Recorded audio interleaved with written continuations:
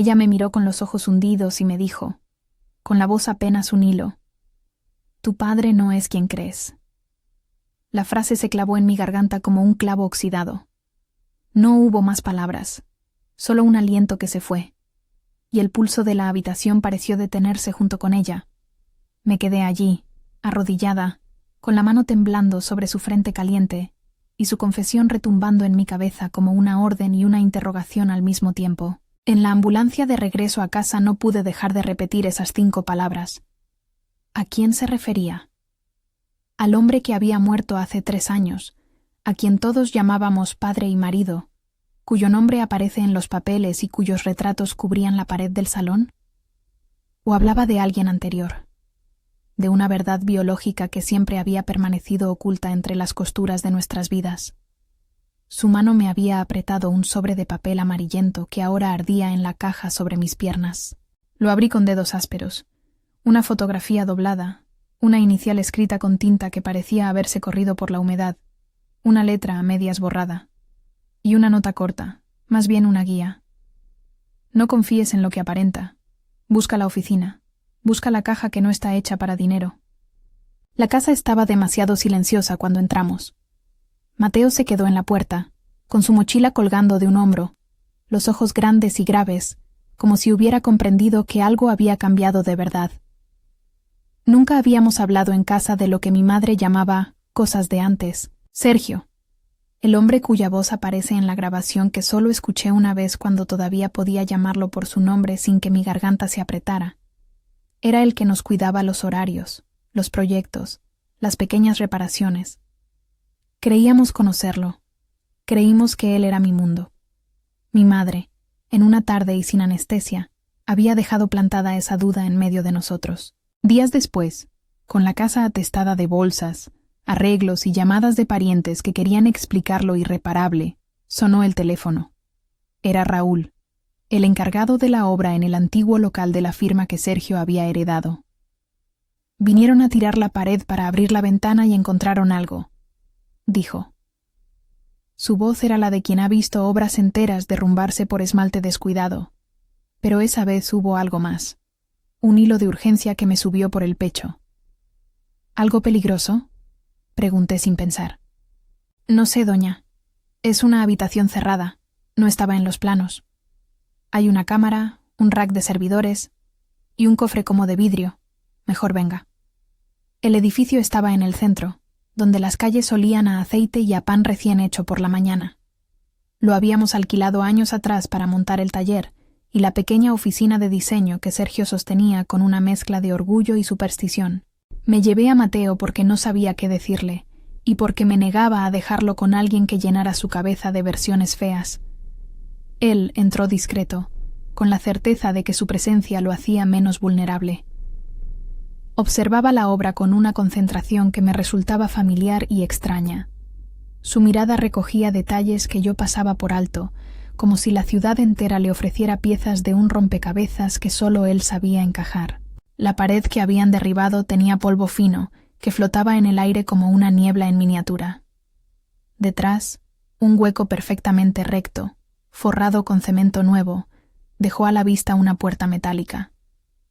La cerradura no era convencional. Parecía diseñada para no ser forzada por herramientas comunes. Raúl, con su chaleco naranja, y la cara de quien ha esquivado 1000 pleitos con vecinos, tragó saliva y me miró. No puedo abrir sin usted, doña. Tiene un sensor, o algo así.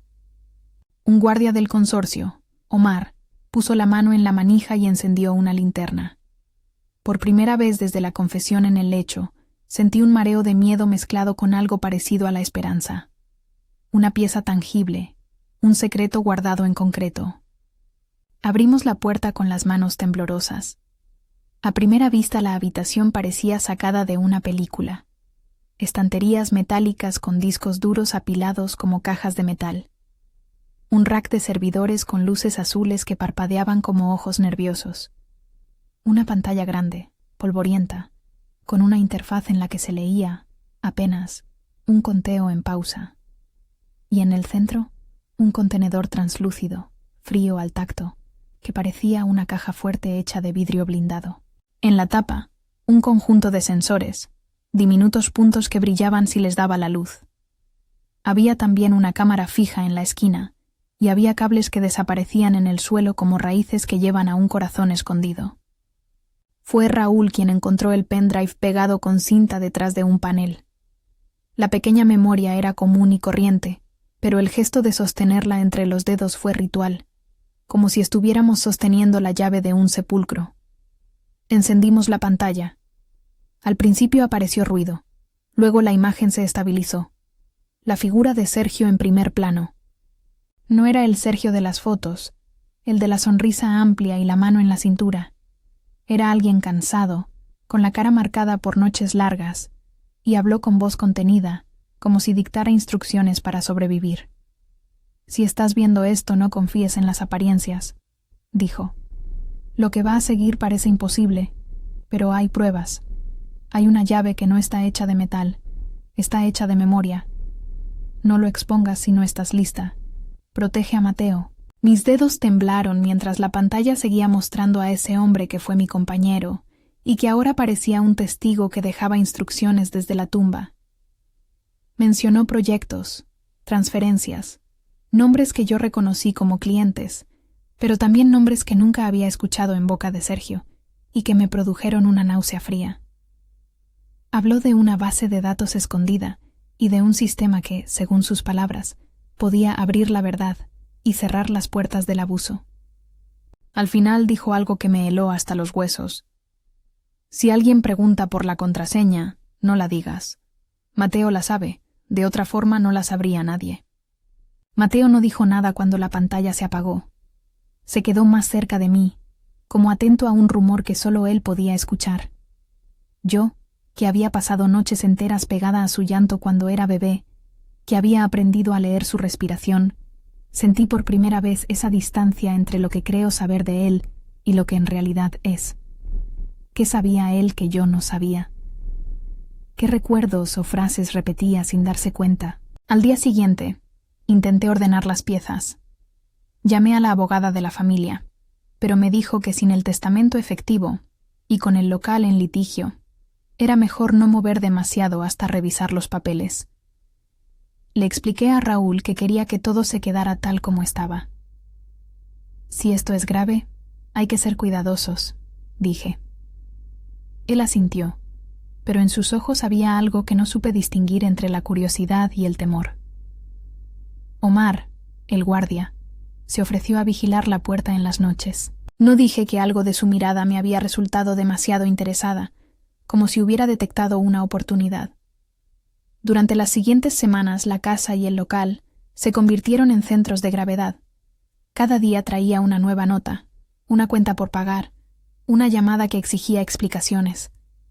La gente que había sido amiga de Sergio acudió con rostros compungidos. Algunos me ofrecían condolencias, otros evitaban mirarme a los ojos. Entre ellos había uno que se mantenía más cerca que los demás, Rafael. Rafael fue socio durante años y tenía la capacidad de entrar en una habitación y que todo el aire se ajustara a su voz. Era también el tipo de persona que sabía cómo sonreír cuando callaba. Me había apoyado en los funerales, me trajo flores, me juró que haría todo lo posible por aclarar lo que quedaba de la empresa. Mientras tanto, sin embargo, su teléfono sonaba demasiado seguido y con nombres que no me gustaron. Había pequeñas inconsistencias en sus historias. Un pago a un proveedor que nunca vi, un cheque depositado a una cuenta que no figuraba en nuestros libros. Le confronté una tarde en la cocina, cuando los restos del café todavía formaban una costra en la cafetera. Me dijo que eran errores administrativos, que se encargaría. Su sonrisa, en ese momento, no me tranquilizó. Me molestó. «¿Por qué te preocupa tanto?», me dijo casi con ternura. «María, confía en mí. No estás sola». Usó mi nombre con cuidado, como quien sabe que las palabras pueden sostener. Mientras eso ocurría, Mateo empezó a actuar como si tuviera un mapa invisible en la cabeza. Encontraba cosas que yo creía perdidas. La llave que abría la caja del juego de llaves que dibujábamos para entretenernos. Nombres en las direcciones de correo que yo jamás había visto. En la escuela, los maestros comentaban que aprendía números con una facilidad que los asustaba. Recordaba secuencias tras verlas una sola vez. Era una cualidad que, en otro contexto, hubiera celebrado. Ahora me recordaba a la advertencia de Sergio en la pantalla. ¿Podía un niño de 8 años ser la llave de un cofre digital? Parecía sencillo decirlo en teoría, pero en la práctica la posibilidad me hacía sentir que caminaba sobre una cuerda sin red. Una noche, en la oscuridad de la oficina, Mateo pidió que le leyera un libro viejo que Sergio había guardado en la estantería. Era un manual de códigos para diseñadores, más bien una libreta donde Sergio apuntaba ideas. Mateo comenzó a recitar un patrón al pasar las páginas. Una secuencia de notas. Una canción infantil transformada en números. Una repetición que se cruzaba entre las letras y la música.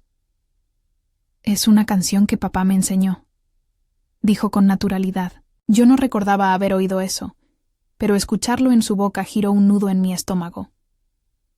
¿Era posible que Sergio hubiera usado algo de la infancia de nuestro hijo como contraseña? ¿Había convertido un recuerdo en una cerradura? No dejé que la sospecha se convirtiera en acción sin pruebas. Registré el rack de servidores con la ayuda de una amiga de confianza, Ana, que conocía de informática lo justo para no asustarse, y lo suficiente para saber cuándo algo no encajaba. Ana fue la única a la que dejé entrar después de cerrar la puerta y poner la alarma.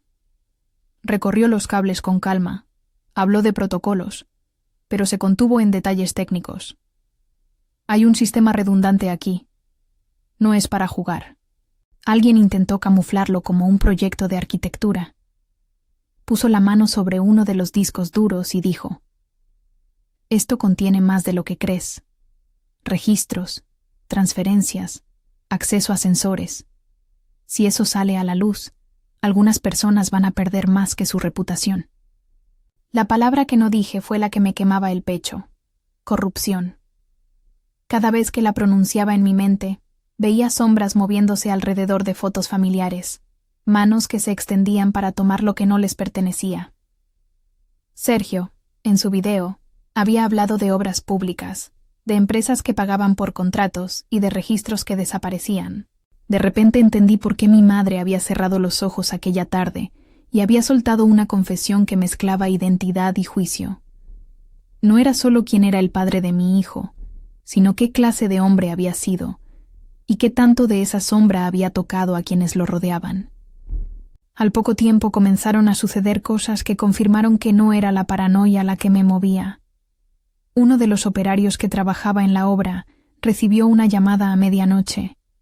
Un hombre con voz baja le ofreció una suma para desaparecer ciertos documentos. Omar, el guardia, fue observado conversando con un hombre en un coche oscuro frente al edificio.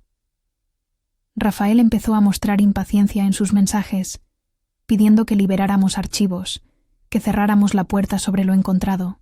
Yo sentí el círculo cerrándose.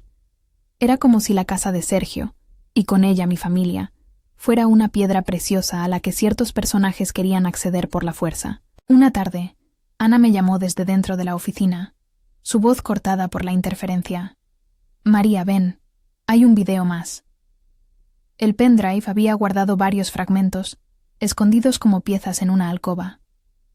Esta vez la cámara mostraba a Sergio en otro registro, más viejo. Su rostro no tenía la calma resignada del anterior. Había miedo. Habló directamente a la cámara y dijo palabras que yo no supe si eran una confesión o una advertencia. «No confíes en Rafael», dijo el nombre con una precisión que me cortó la respiración. «Él firmó por nosotros en varios contratos. Te engañó. Y hay otro que no verás venir. Cierra los papeles. Protege a Mateo». El video fue un golpe que me dejó sin aire. Llamé a Rafael. Contestó con su voz habitual, como si tuviera todo el tiempo del mundo. «¿Algún problema con la obra, María?», le pregunté directo, con la voz más dura que pude reunir. «¿Firmaste contratos a nombre de Sergio que no estaban en los archivos?». Hubo un silencio prolongado, luego una risita breve y controlada. «Cositas administrativas, ya sabes cómo es esto. No te preocupes, yo me ocupo». Colgué con las manos heladas. No sabía si tenía pruebas para acusarlo de algo, pero sí sabía que no podía confiar en él. Fue entonces cuando recibí la primera amenaza. Un sobre sin remitente apareció en el buzón de la casa. Dentro había una hoja con una frase corta y firme. «Aléjate». No había más. El papel olía a tinta barata y a advertencia. Le di el sobre a Raúl, quien juró que investigaría. Omar se ofreció de nuevo para vigilar la noche, y acepté por desesperación. Empecé a dormir con un ojo abierto, atenta a cada sonido. Mateo, sin embargo, parecía no notar el peligro de la misma forma que yo. Se dormía rápido, y se despertaba incluso más alerta, como si su mente se desplegara en direcciones que yo no controlaba. En la cocina, entre tazas de café y papeles de contabilidad, encontré una nota de la abuela que me había dado antes de morir. Si te hacen daño, no lo hagas solo por ti. Piensa en los niños. El resto puede ser arreglado. La carta tenía una caligrafía que se empeñaba en ser clara. No era una guía para venganza, era una orden para proteger la línea que viene después de nosotros. A partir de esa frase, mi confusión comenzó a transformarse en determinación. Tenía que proteger a Mateo, sí, pero también limpiar la memoria del hombre que había sido su protector, sea quien fuera en realidad, y sacar a la luz lo que había detrás de esos contratos. La investigación me llevó a hacer cosas que, en otra vida, no habría imaginado. Confrontar a contadores, revisar correos electrónicos antiguos, hurgar en armarios. En uno de esos archivos encontré un recibo con una transferencia a nombre de una empresa offshore, con un nombre que no correspondía a ninguno de nuestros clientes. Era una línea en una lista, un número entre otros números. Ana me dijo que esas rutas sirven para lavar dinero y ocultar trazas. Si alguien movió plata así, lo hicieron bien, pero no son infalibles, me dijo. Hay huellas digitales, María, no huellas humanas, y visibles para los que saben buscarlas. Un mediodía, mientras revisaba la lista en el patio trasero, vi a Rafael cruzando la calle. Me miró desde la distancia y levantó la mano en un gesto conciliador. No fui capaz de devolverle el gesto. Tenía en mis manos una pieza cuya interpretación podía destruir a mucha gente. Sin pruebas claras, podía destruirnos a nosotros mismos. Vivía en la paradoja de quien sabe demasiado para no actuar y demasiado poco para acusar. Lo que no calculé fue que algunas personas no esperan que las víctimas investiguen. La primera vez que sentí el peligro corporal fue en el edificio, una tarde en que Ana y yo intentábamos extraer un disco duro de uno de los racks. Sentí una presencia detrás de mí. Alguien tocó mi hombro y, al girar, vi la cara de Omar extendida en una sonrisa que no llegó a los ojos. «No deberías meterte donde no te llaman», dijo suavemente. Había algo en su voz que me hizo retroceder como si me hubiese dado un empujón. Intenté mantener la amabilidad, decir que solo revisábamos a pedido de la familia, que haríamos un inventario en regla. El contacto duró un segundo, pero fue suficiente para confirmar mi miedo. Alguien dentro de la calma era parte del riesgo. Esa noche, cerré las cortinas con la fuerza de quien quiere evitar que el mundo entre por la ventana. Mateo durmió en la habitación de invitados, porque quería estar cerca de mí. Lo sentí respirar como si su pecho marcara el paso de un tambor que yo debía seguir. Antes de dormirme, pasé otra vez por la foto que la abuela me había dejado. La esquina derecha tenía una marca, como si alguien hubiera presionado una letra con fuerza. No tenía nombre, no tenía fecha. Tenía, en cambio, una promesa gris que me obligaba a seguir. No sé cuándo comenzó a cambiar todo el peso de la sospecha en algo más activo. Quizá fue la llamada de la abogada que me apremiaba a proteger los activos legales. Quizá fue el sobresalto de ver a Rafael en una reunión con personas que reconocí de fotos encontradas en la oficina. O tal vez fue la combinación de pequeñas pistas que, juntas, formaban un patrón. Lo cierto es que empecé a moverme como un animal herido, con cautela y con furia contenida. La casa y la oficina dejaron de ser dos espacios separados, eran puntos de guardado y de conflicto, estaciones de una ruta que alguien había minado. Y en medio de todo, Mateo seguía repitiendo, silencioso, una secuencia que parecía una canción infantil, pero que, escuchada con atención, era una llave. Me lo dijo una tarde, mientras jugábamos con las piezas de un rompecabezas. Es como la de la canción del abuelo, murmuró, la misma que papá tarareaba. Mis ojos se llenaron de lágrimas sin aviso. No pude evitar pensar que mi madre, en su lecho, había dejado sobre la mesa una advertencia que no solo hablaba de filiaciones, sino de traiciones. Había una línea que decía: protege la memoria del niño. Esa frase me acompañó en los días siguientes como un mantra que no podía olvidar.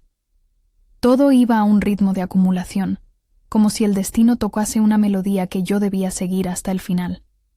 Y entonces, una mañana, Raúl entró con el teléfono en la mano, pálido.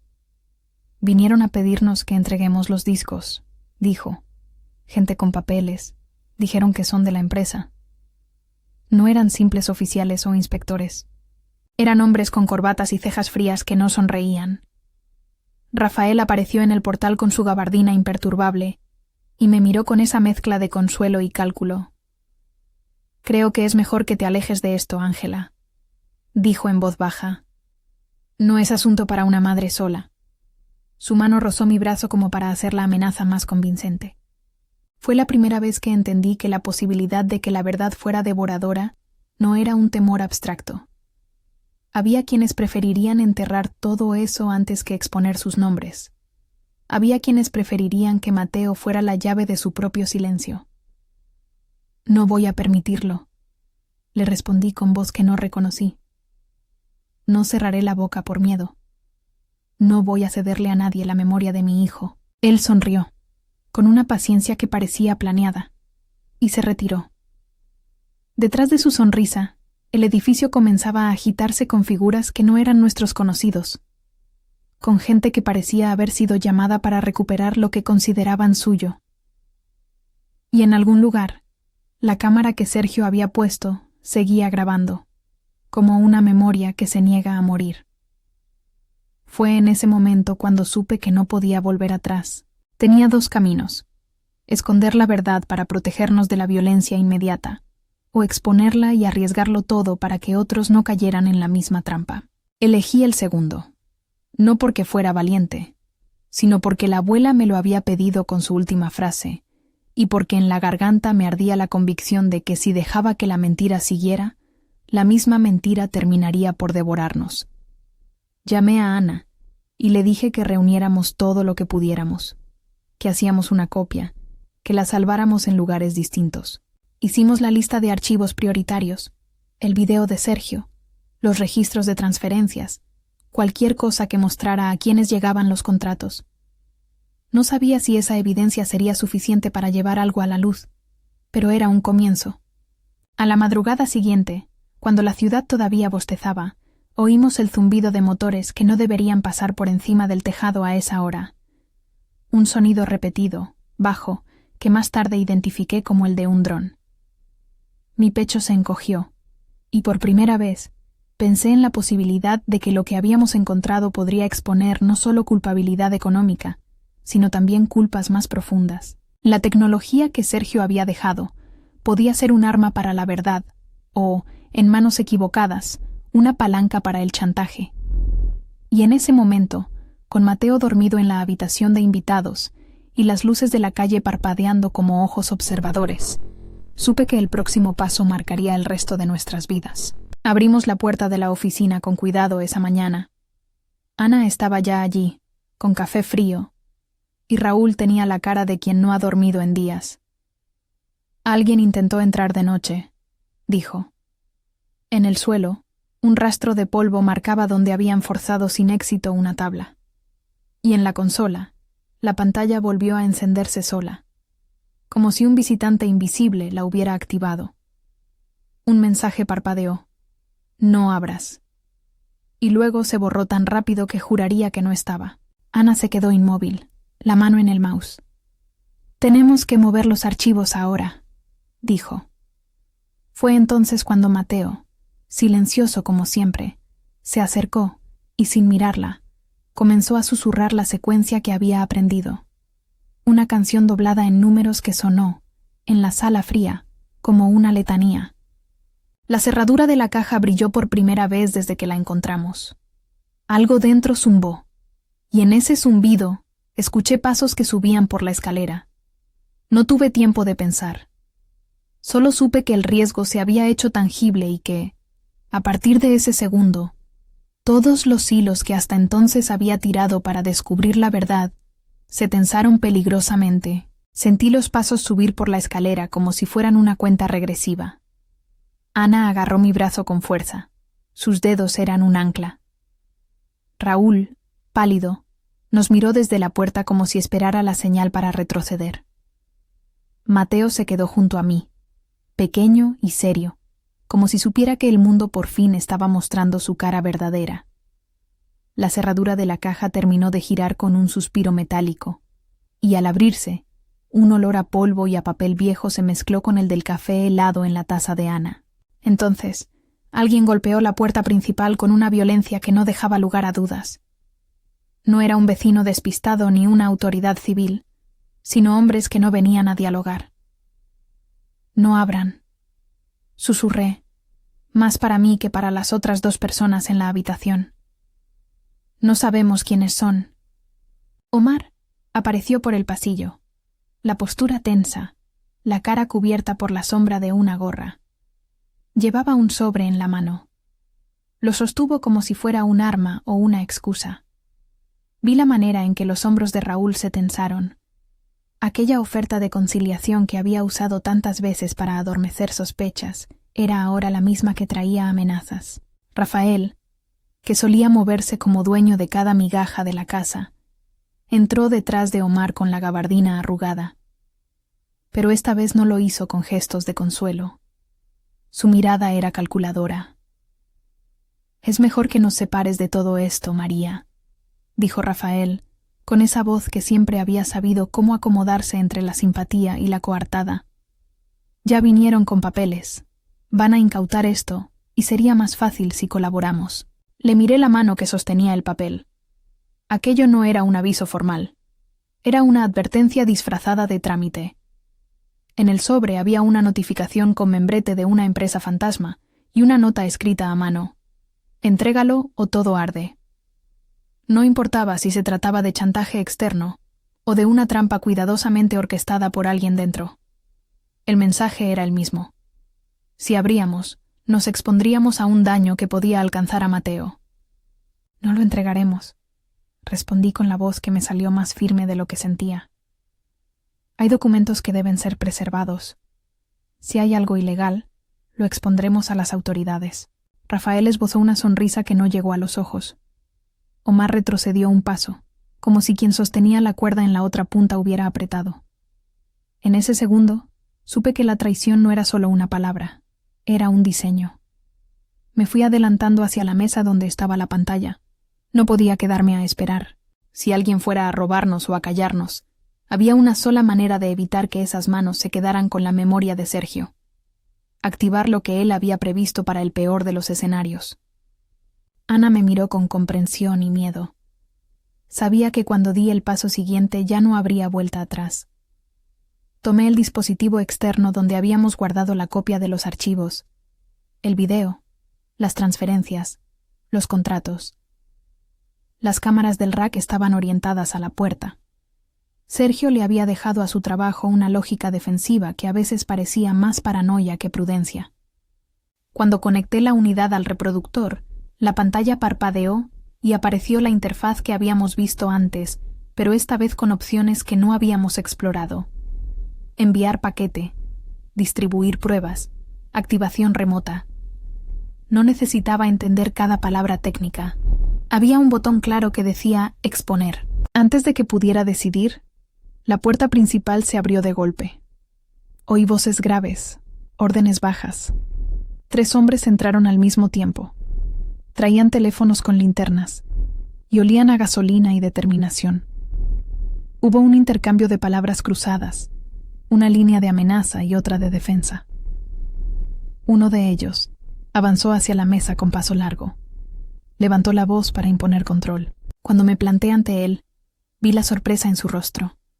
No esperaba resistencia de alguien que fuera a ser presentada como la viuda desconsolada. ¿Qué creen que hacen?, pregunté sin retroceder. Él me miró con ese desprecio frío de quien cree que el miedo hará todo el trabajo por él. No queremos problemas, dijo. Solo queremos que entreguen lo que hay en esa caja. Si cooperan, nadie sale lastimado. Como siempre en los momentos decisivos, el tiempo se abre y se convierten en fragmentos que puedo mirar después como si fueran fotografías. La forma en que la luz de la ventana rozó el borde del plato de cerámica en el aparador, el tic-tac del reloj en la pared que parecía marcar nuestras vidas en segundos, la mirada de Mateo, que no me suplicaba que me fuera sino que se apoyaba en mí esperando guía. Había una certeza, todavía imprecisa. Si entregaba los archivos, la corrupción continuaría invisiblemente. Si no lo hacía, mi hijo estaría en la mira. Fue entonces que Mateo, con una calma extraordinaria, se acercó a la caja translúcida. No había aprendido a callar por miedo, había aprendido a escuchar. Tomó una esquina de la tapa con los dedos pequeños y, sin pensarlo, empezó a cantar la melodía que había venido recitando en la oficina. Una canción infantil que, doblada en números, servía como patrón. Los hombres se detuvieron, mirando al niño con una mezcla de desconcierto y fastidio. Uno de ellos, el más alto, sonrió con crueldad. «No juegue con nosotros, niño», escupió. «¿Sabes lo que hay en esa caja?» Mateo no dejó de cantar. Su voz pequeña parecía una piedra lanzada contra la superficie de un lago. Hicieron círculos que se expandieron sin conseguir romperlo. La cerradura emitió un sonido, casi un susurro. El contenedor vibró y la pantalla, que había estado suspensa en espera, descendió y mostró una opción. Autenticación, biométrica verbal Human Key. Ana soltó un murmullo.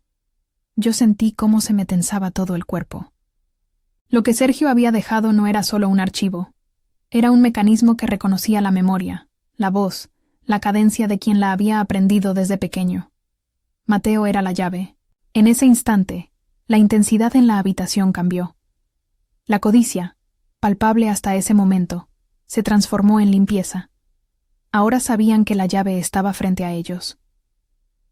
El hombre más agresivo dio un paso, alargando la mano hacia Mateo con una rapidez calculada.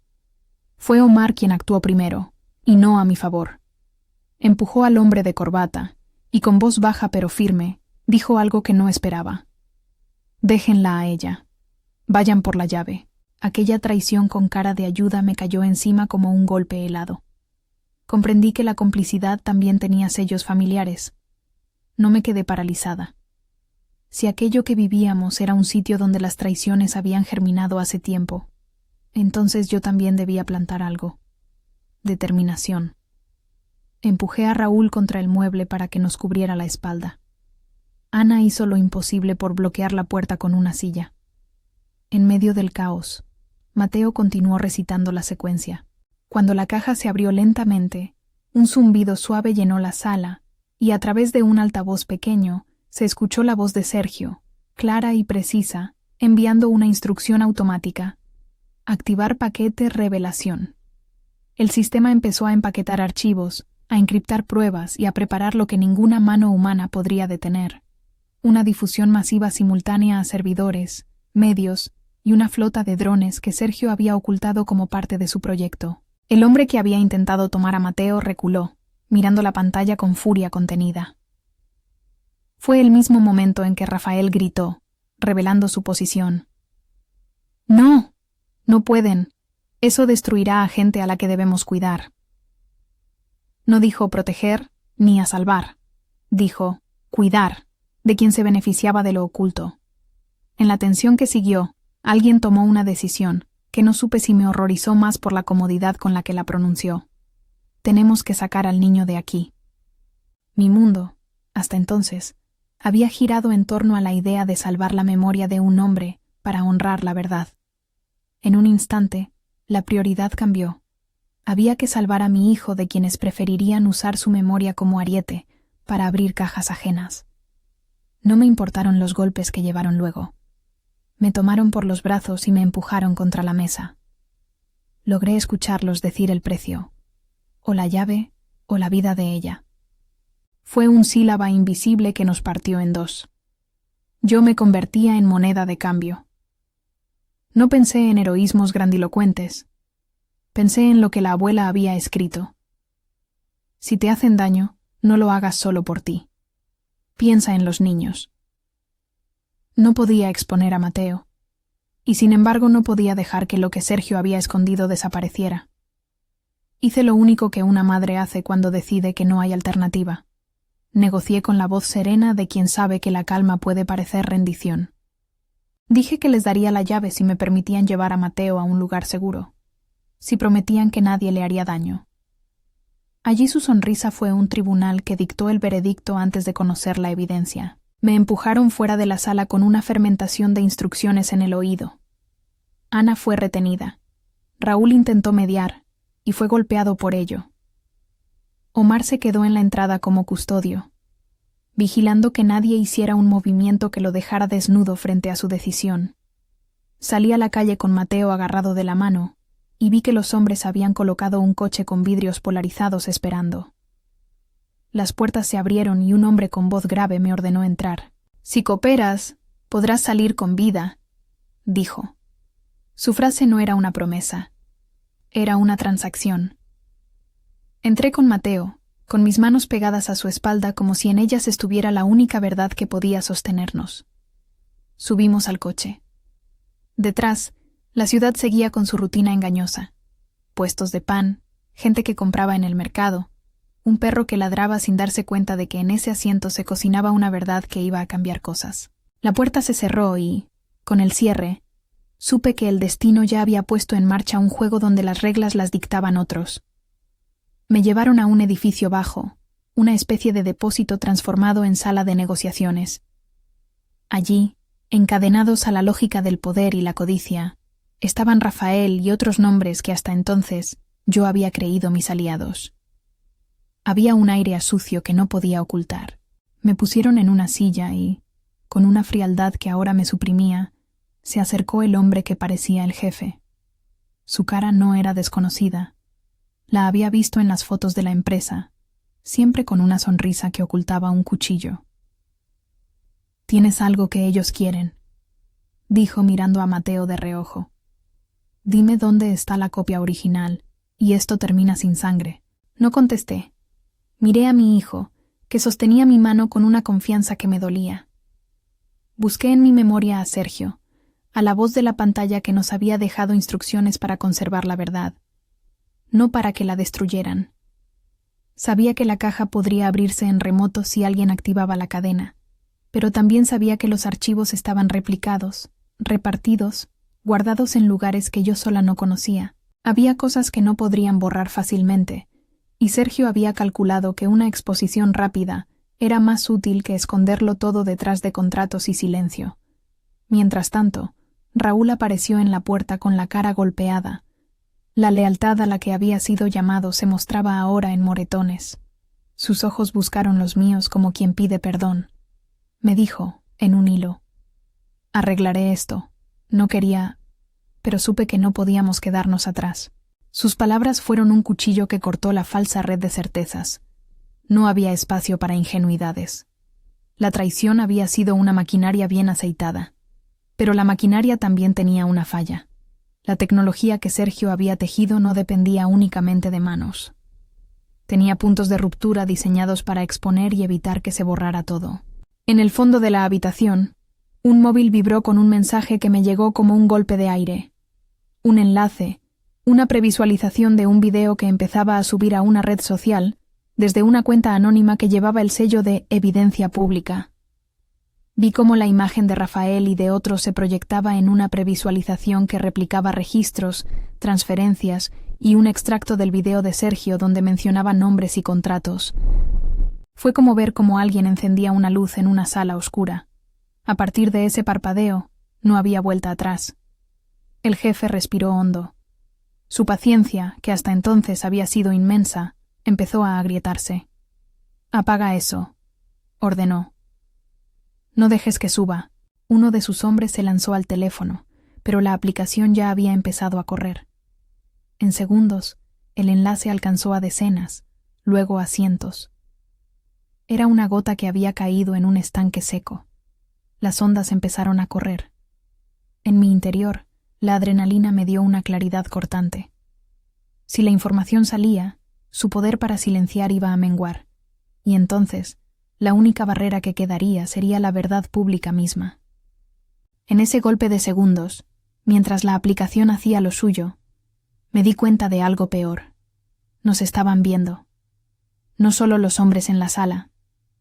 Alguien había hecho correr la transmisión por varios canales simultáneos. Jóvenes en redes sociales, periodistas independientes, mecanismos que Sergio había previsto para sortear la censura institucional. Mi cabeza fue un carrete de imágenes, drones que proyectaban videos en fachadas, servidores que multiplicaban la señal, personas que miraban asombradas desde sus teléfonos. Todo eso, si terminaba de desplegarse, podía arruinar no solo a los hombres que querían recobrar su botín, sino a quienes se beneficiaban con contratos oscuros. Podía poner sobre la mesa pruebas que las autoridades ya no podrían ignorar. El hombre que hacía de jefe maldijo en voz baja. Dio un paso hacia la mesa y arrancó el móvil de las manos de quien intentaba detenerlo. Lo aplastó contra la pared. Pero no fue suficiente. En cuestión de minutos, el material empezó a replicarse como un rumor imposible de contener. Vi en la cara de cada uno de los hombres la realización de que la privacidad que les permitió enriquecerse se venía abajo. Fue entonces cuando alguien del equipo, no supe si fue Raúl o Ana detrás de mí, pulsó otro botón. Las luces de la sala se apagaron y en la pared apareció una proyección en grande. Era el rostro de Rafael, con detalles de contratos, fechas y transferencias que cruzaban fronteras. La voz de Sergio se escuchó de nuevo, clara, como si hubiera previsto el momento exacto para que su testimonio retumbara. No todo lo que se oculta merece ser silencio. Yo hice lo que pude. Protejan a Mateo. No permitan que lo venda nadie. La sala quedó en un ruido bajo, el zumbido de miradas que trataban de digerir la evidencia. En el exterior, las calles empezaron a llenarse de comentarios, y en un par de horas la noticia fue imposible de ignorar. La imagen de Rafael, su sonrisa forzada, los contratos que firmaba en nombre de otros, la lista de empresas que recibían transferencias, todo estaba en circulación. Las autoridades ya no podían alegar ignorancia. Pero el precio por la exposición vino rápido. Uno de los secuaces, enfurecido, lanzó un golpe que me clavó en la silla. Fue un acto de homenaje a la violencia, una demostración para que supiéramos que aún con la verdad en la luz, las manos que la temían podían causar daño. La habitación se volvió un remolino de gritos, empujones, teléfonos que sonaban sin cesar. En la cacofonía, escuché una sirena a lo lejos, como un latido de esperanza. No sabía cuántas autoridades llegarían, ni si era cierto que vendrían a favor de la ley, y no de quienes tenían más que perder. Solo sabía que, gracias a la difusión, el equilibrio de fuerzas había cambiado. En el exterior, una fila de drones empezó a surcar el cielo con una precisión sincronizada. No eran fuerzas policiales ni nada parecido. Eran dispositivos que Sergio había activado para lo que él mismo llamó la última defensa de la verdad. Sobre la ciudad, proyectaron imágenes en edificios, en pantallas gigantes, en fachadas de centros comerciales, contratos, transferencias, rostros. En cuestión de minutos, la pantalla de un centro de noticias se llenó con fragmentos del material. El público reaccionó con la mezcla de indignación y sorpresa que solo la evidencia tangible puede provocar. Las cámaras buscaban rostros para interrogar, y la evidencia en la pantalla se volvió prueba visible que nadie podría tapar sin parecer cómplice. La reacción pública fue inmediata. Cientos de mensajes, cientos de llamadas a redacciones, a autoridades, a oficinas de control. Lo que había sido una sombra pasó a ser una mancha imposible de ignorar. La gente dejó de ver la historia como un conflicto privado. Lo convirtió en asunto común, de interés público. Con la presión social, llegaron vehículos policiales. Oficiales con placas empezaron a rodear el edificio. Esta vez no eran hombres con corbatas, sino agentes que, obligados por la evidencia, comenzaron a actuar. No describiré los detalles procesales. El punto fue la sensación de que la verdad, una vez difundida, fue un mecanismo que cambió el pulso de la ciudad. En la confusión, encontré una oportunidad. Mientras los hombres discutían entre sí, discutían sobre quién debía asumir la culpa y sobre cómo salvar el pellejo, yo me moví con la rapidez que nace de la necesidad. Le dije a Mateo que me siguiera con paso ligero. Ana me cubrió con un gesto que fue mezcla de tregua y advertencia. Salimos de la sala por una puerta trasera mientras el mundo afuera ya era otro. Periodistas, curiosos, cámaras. La ciudad tenía su propio tribunal. La detención de Rafael y de varios implicados se produjo en las horas siguientes. No por un ajuste de cuentas privado, sino por la presión de la opinión pública y la evidencia que ahora estaba en manos de autoridades, periodistas y comunidades en redes. Vieron sus oficinas selladas. Sus nombres aparecieron en pantallas. Sus aliados empezaron a distanciarse. No me felicitaré por justicia instantánea. La justicia tarda en llegar y muchas veces truena en burocracias. Pero lo que se logró fue la apertura de investigaciones, el congelamiento de cuentas y, sobre todo, la posibilidad de que la verdad fuera examinada por procesos que la sociedad reconociera como legítimos. Hubo días, después de aquello, en que pensé que el peor de los peligros había pasado. Aún así, el advenimiento de la exposición no borró la violencia que habíamos sufrido, ni las heridas que quedaron en los que nos rodeaban. Omar desapareció por unos días. Raúl sufrió amenazas que lo obligaron a buscar protección. Ana, que había jugado un papel esencial en abrirnos las compuertas de la evidencia, soportó un precio personal alto. Su nombre quedó asociado a una guerra que no había querido protagonizar. Y yo, que había sido la chispa, vi la casa llena de periodistas una mañana en que solo quería silencio. La abuela, en su lecho, había dejado una clave. Busca la oficina, busca la caja que no está hecha para dinero. No me había dicho exactamente qué buscara, y su afirmación sobre la paternidad seguía colgando como una pregunta abierta. Entre los documentos que salieron a la luz, había pistas sobre personas que habían usado nombres distintos en distintos momentos. Unos archivos antiguos, fechados antes de la llegada de Sergio a nuestra ciudad, mostraban un apellido diferente en una carpeta que podía ser atribuida a su vida previa. Otra fotografía encontrada en un sobre, con una nota sigilosa de la abuela, presentaba a un hombre que remitía a un pasado que no era el nuestro. La inicial en la esquina coincidía con la que había visto en la foto amarillenta que me entregó en su último aliento.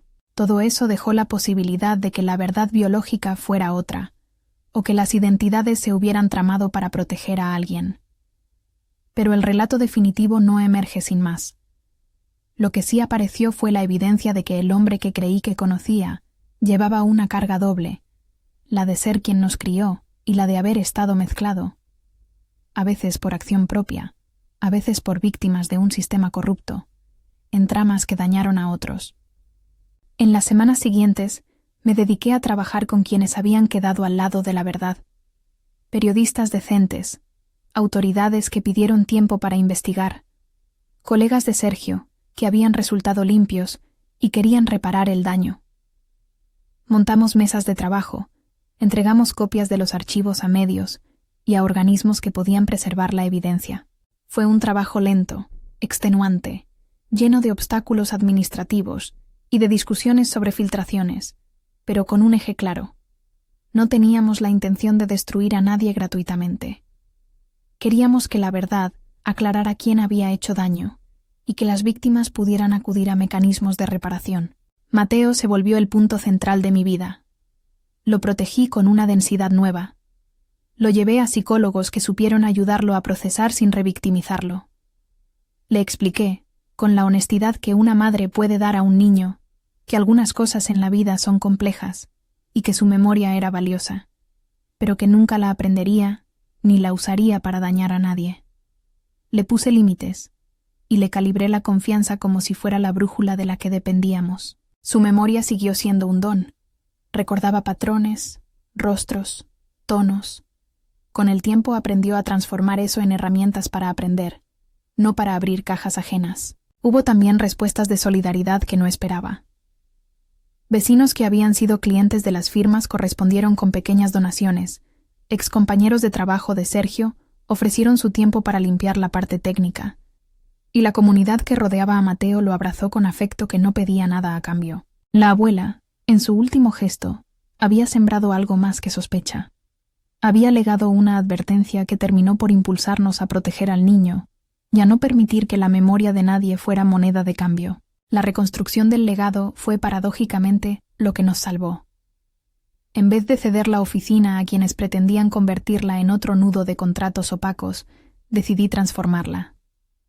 Junto a personas honestas que entraron en el proceso, algunas de ellas nombres que aparecieron en las investigaciones pero que tenían pruebas de inocencia, fundamos una organización pequeña que, meses después, se convertiría en una escuela-taller para jóvenes de la comunidad.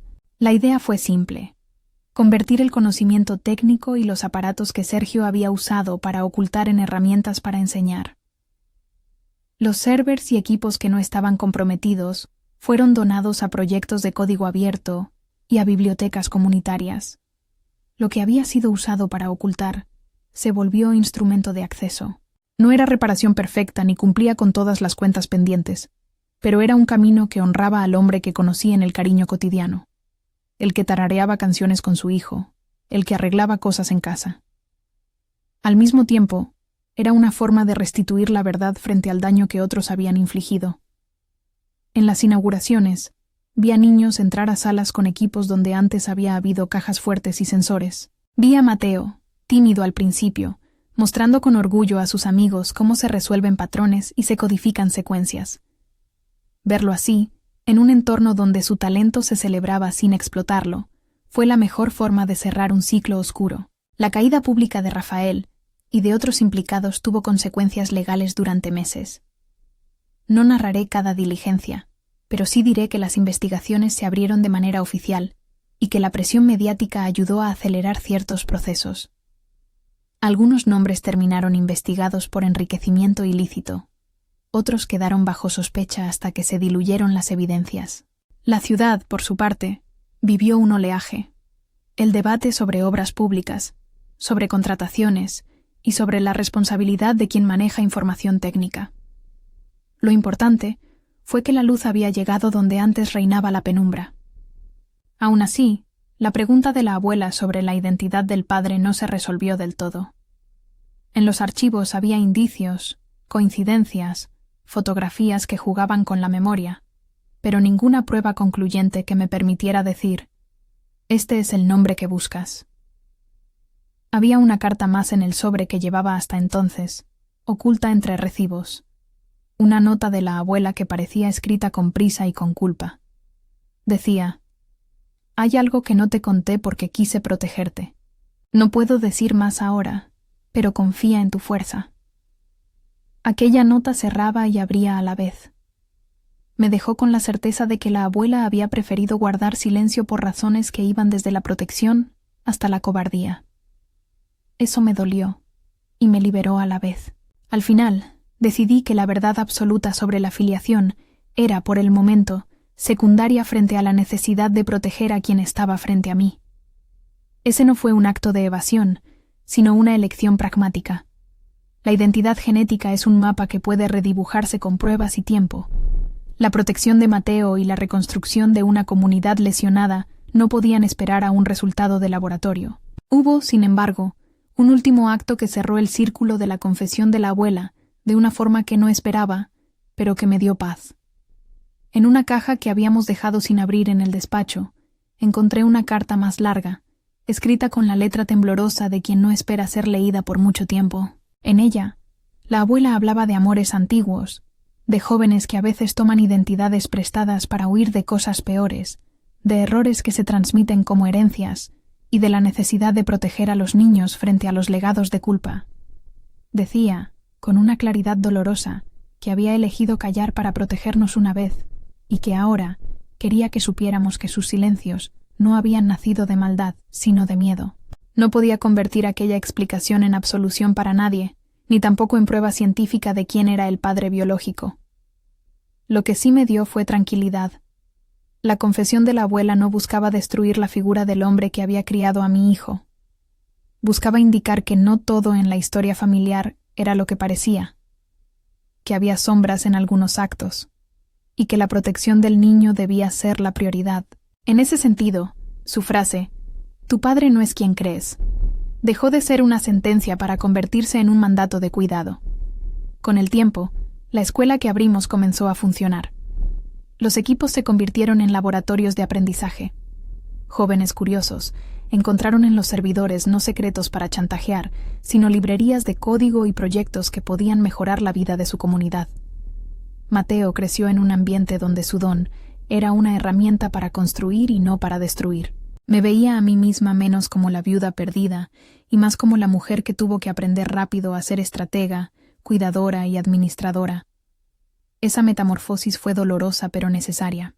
En las inauguraciones a veces pensaba en Sergio.